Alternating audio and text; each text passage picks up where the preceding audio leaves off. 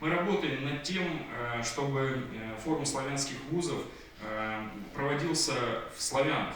И нам это важно. Мы считаем, что если мы год за годом будем менять площадку, то, во-первых, мы с вами перезнакомимся не в цифровом режиме, а все-таки в аналоговом, и сможем подумать о совместных проектах, сможем подумать о хорошем вкладе славянских университетов в развитие, обменяться опытом.